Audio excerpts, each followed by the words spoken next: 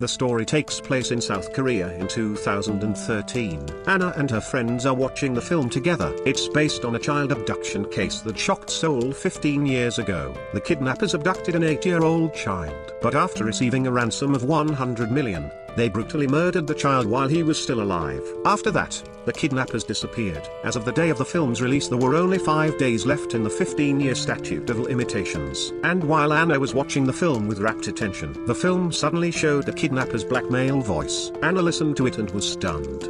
Because the kidnapper's voice and mentor were exactly the same as her father's, she couldn't calm down for a long time, especially when she left the theater and her best friend said it sounded just like Anna's father's. This made Anna even more nervous. When she got home, she went online and downloaded the recording. She put on headphones and listened to it over and over again. She hoped she was wrong, but after hundreds of listens, Anna finally felt it was her father's voice. And in order to find out more, she started secretly checking his mobile phone and wallet, and all the files on his computer. But she didn't find anything. She was relieved and blamed herself for doubting him. After all, it was her father who brought her up, and he always said that he lived for Anna. She thought she could put the matter behind her. But the day she went to the library, Anna was followed. He followed her all the way to the library. He called her father's name right in front of her. He even knew Anna's name and age. He laughed when Anna asked him who he was. Inexplicably, he said he wasn't the scary one, but someone else. Then he handed Anna a piece of paper and told her to give it to her father. Before leaving,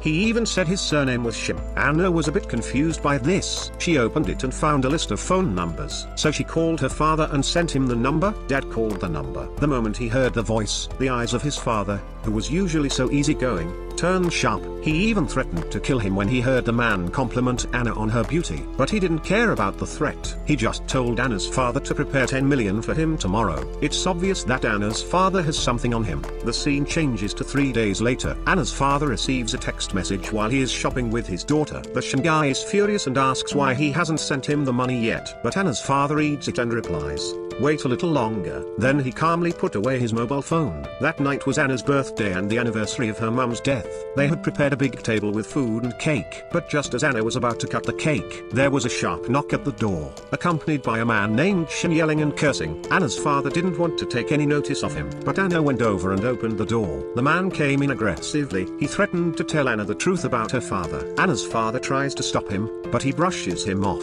And when the man saw the offerings in the room, he got angry. He overturned the table, but this angered Anna's father. He punched the man and knocked him to the ground. Then he said, "Step in this room again and you're dead." The sudden change in her father's behavior frightened Anna. She didn't sleep a wink that night. The next day Anna found her boyfriend. She asked him to ask her brother, who was a detective, to help her find out about her father and mother. Anna's father had a great record in his youth. He was a thief and a swindler. He was a hardened criminal. But the strange thing is that since 1985, Anna's father suddenly turned over a new leaf. He hasn't done anything bad since. And Anna knew that 1985 was the year she was born. Knowing her father's past, Anna was sad to leave. But then her boyfriend told her another shocking news. Anna's mum was still alive, and he'd found out where she lived. Anna was shocked. She asked her boyfriend to take her to her mum's place. But when she had the courage to ring the doorbell, nothing happened. Anna decided to stay here. The next morning a motorbike man came to the door. He took off his helmet. Anna realized it was the same man who had caused trouble at her house. Anna's mind was reeling. She couldn't understand why the man was here. The man just went inside and came right back out. When he left, Anna asked her boyfriend to follow him, but the man found her at an intersection. He took off his helmet and smashed it on the windscreen of the car. When he saw Anna sitting in the car, the man called Anna's father. He told him to come and take his daughter away, but Anna just wanted to see her mum, so she asked the man. She expected a refusal, but the man took her to the hospital. When she saw her mother in the hospital bed, she didn't move at all. Anna was thrilled and a little nervous at the same time. After all, this is the first time she's seen her mum since she was a little girl. But before Anna can say a word to her mum, the man gives her the order to leave. Anna took out the recording for the man to listen to. The man immediately recognized the voice of Anna's father. Just then Anna's father walked in. Anna put away the recording. The father reached for Anna, but this time Anna shrugged it off. After all, it was her father who told her that her mother had died in childbirth. He lied to her for so many years. How could she not be angry? So she left him and went home. Dad didn't come home until late that night. He tried to make peace with Anna, but this time Anna played the recording. Dad was confused. He didn't know what it meant. It wasn't until Anna told him where the recording came from that he realized the father was in anguish at his daughter's suspicion. With tears in his eyes, he denied that it wasn't him. Her father's promise had temporarily put Anna's suspicions to rest. But the next day she saw a TV interview with the dead man's father. Anna had a sudden reminder. She rushed to her birth certificate. The dead man's father was the director of the hospital. She posed as a reporter and interviewed the director. Asked him to tell us more details about the crime, and the dean suggested that in addition to the voice, the kidnapper left a note with the address, but it was identified as the schoolboy's own. Anna became inexplicably nervous. Even when the director asked her to reveal the contents of the note, Anna didn't even dare to open the note in front of her, and stuffed it into her bag. It wasn't until she was far away from the hospital that Anna took the note out of her bag in a panic. When she opened the note with trembling hands, Anna was devastated by the handwriting and the address. It was exactly what her father had written when she was a child. Her father made her practice dictation, so she was an accomplice. She went home in a rage, grabbed a tool and smashed the picture on the wall with her dad. She took out the blessing card she wrote when she was a child. She questioned her father. "Why don't you let your daughter do something like this, Dad? Are you still a human being?" Seeing that her father was still confused, Anna took out 2 pieces of paper and showed them to her father, because the handwriting on them is exactly the same.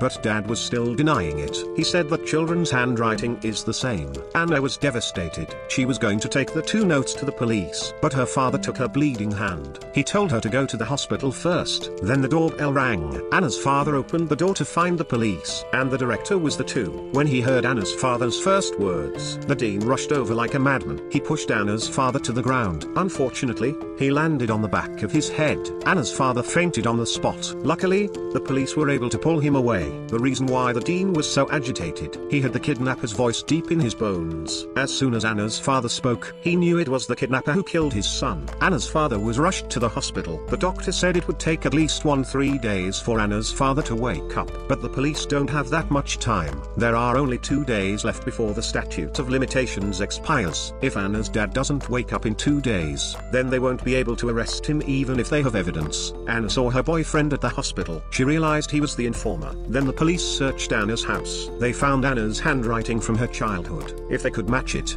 they could get a conviction. But they turned Anna's house upside down and found nothing. It turns out that the only card left, Anna had secretly torn it up in the hospital. After all, this is the father who gave birth to her. On the other hand, the police had no luck in interrogating Anna. But Anna didn't say a word, while the police were in a state of anxiety. Good news came from the hospital that Anna's father had woken up. They came to the hospital as soon as they learned the news. They asked Anna's father to repeat what the kidnappers had said. After getting the recording, they took it to the forensics department. With only 55 minutes left before the statute of limitations expires, the results came back. The kidnapper is not Anna's father. The result was unexpected. Anna went home with her father. But this time Anna insists that she drives. She takes him to the top of a hill. She asked him if he knew where he was. He looked confused.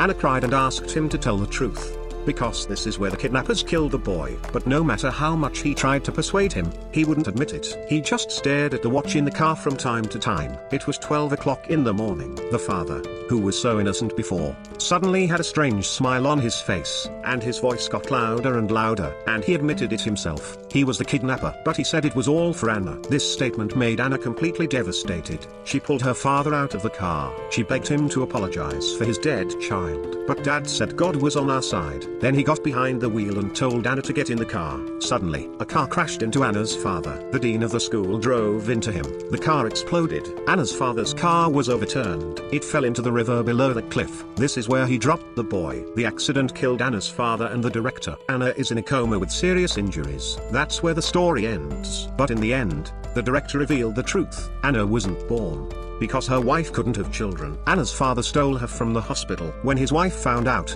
she left him. But his brother-in-law saw it as a way to get rich. He used it to threaten Anna's father with $100 million.